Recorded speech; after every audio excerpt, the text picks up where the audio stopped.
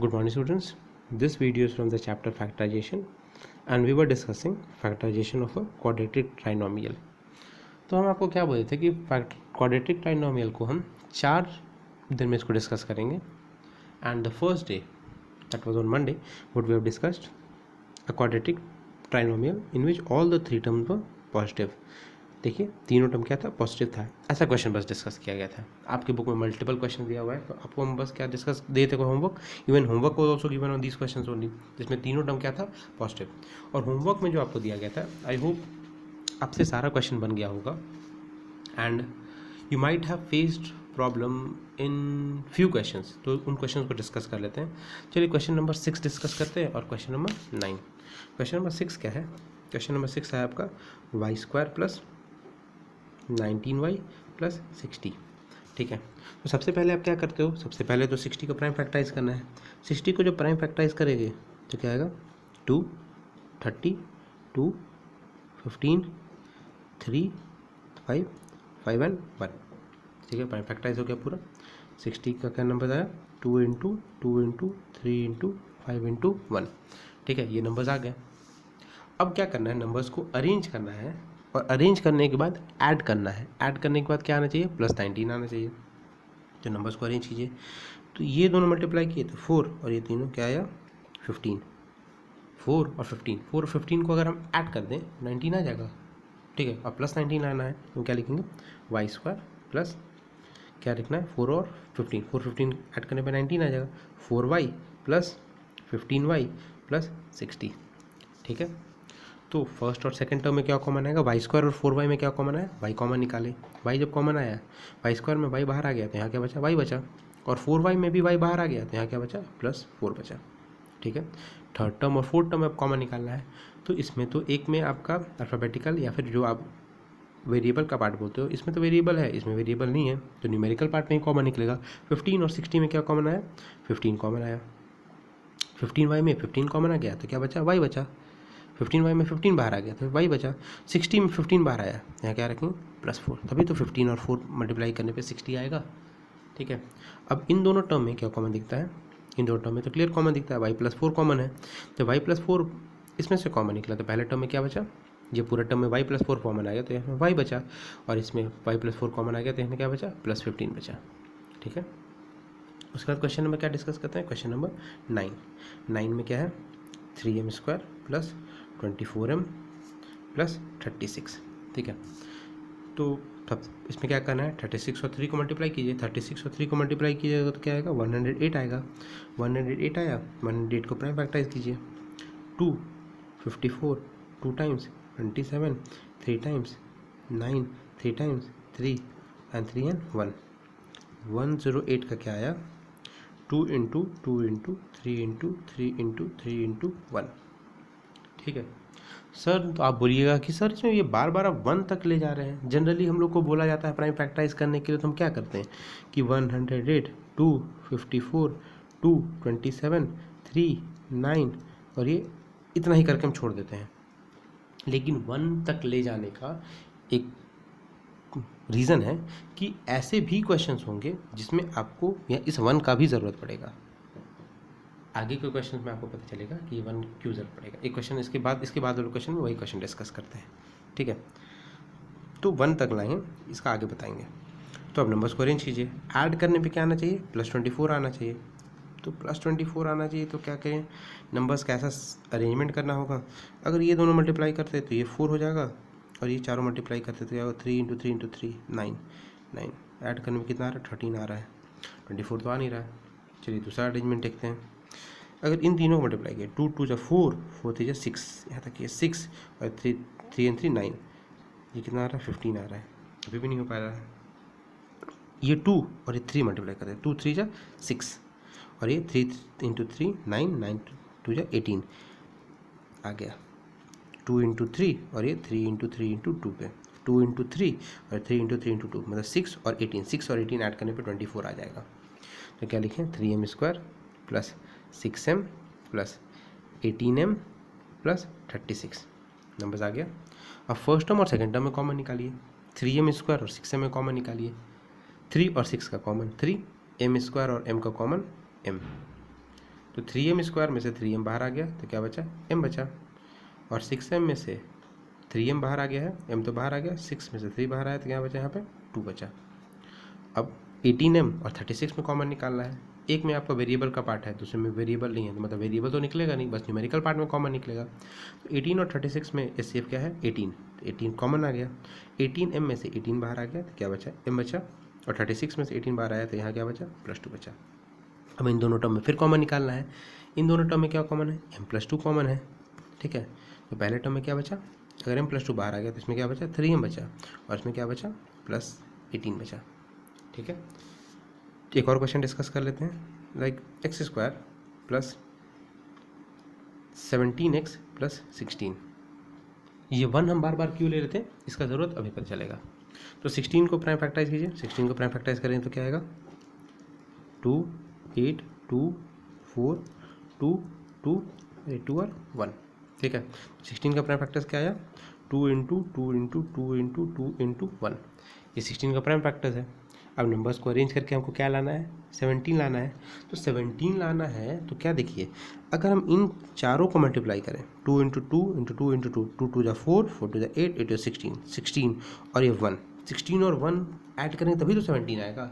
और आप कोई भी पैटर्न ट्राई कर लीजिए, इसके अलावा इसमें सेट ही नहीं करेगा, इसीलिए 1 तक हम ले जा रहे थे।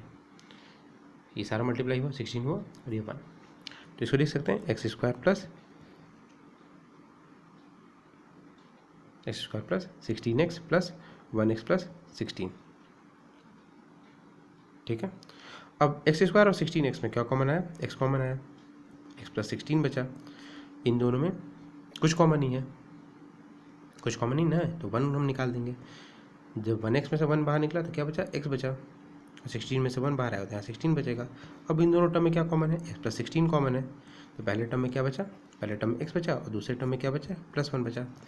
तो I hope you have understood what was the use of +1। तो आज हम लोग को क्या डिस्कस करना है, we have to discuss such questions which will have minus. जैसे अभी तक हम लोग क्या डिस्कस किए, तीनों टर्म पॉजिटिव है। आज हम लोग क्या डिस्कस करेंगे, वैसे क्वेश्चन जिसमें एक टर्म माइनस हो। Like first question, x² - 10x + 21। आज ऐसा क्वेश्चन डिस्कस किया जाएगा जिसमें ये मिडिल का जो टर्म है उसमें क्या है, माइनस हो।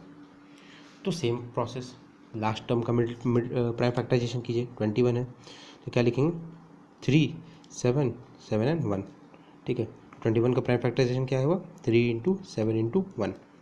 तो सर ये तो क्लियर दिखता है कि ऐड, यहाँ पे साइन क्या है, ऐड है, प्लस का साइन है, तो मतलब नंबर को ऐड करना है।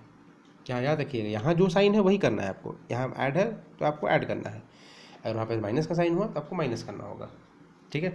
और ऐड करने की इस बार क्या आना चाहिए, -10 आना चाहिए।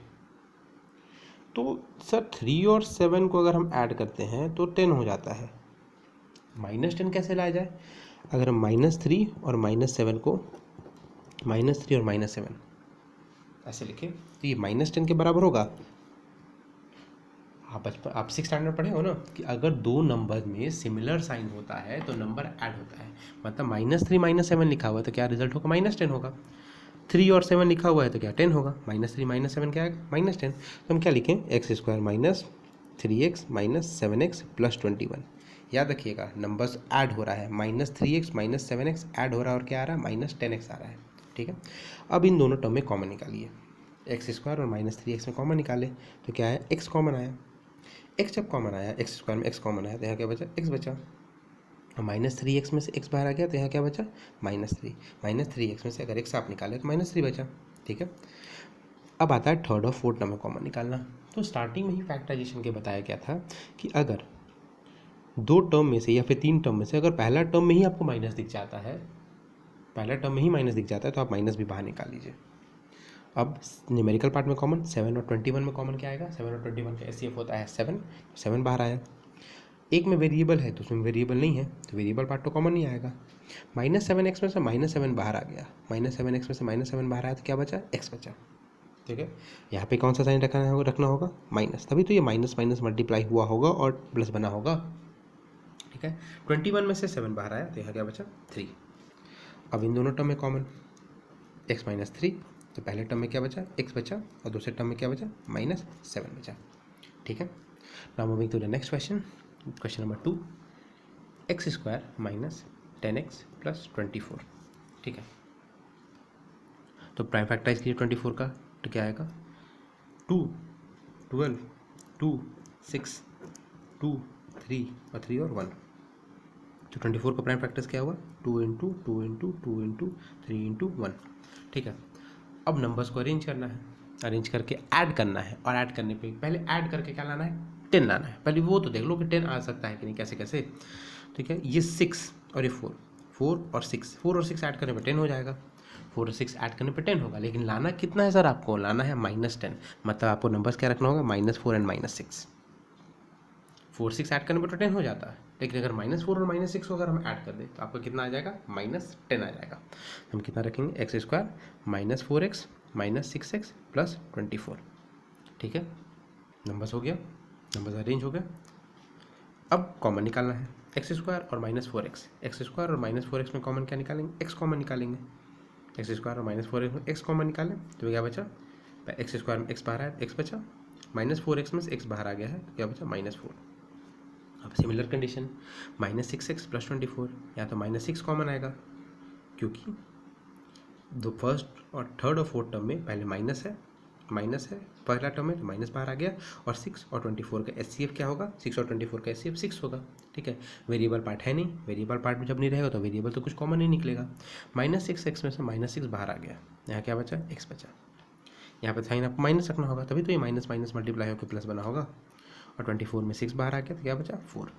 आफ्टर डैट इन दोनों टर्म में कॉमन, x - 4 कॉमन निकालें तो पहले टर्म में क्या बचा, x बचा, और दूसरे टर्म में क्या बचा, -6 बचा। ठीक है, now moving to the third question.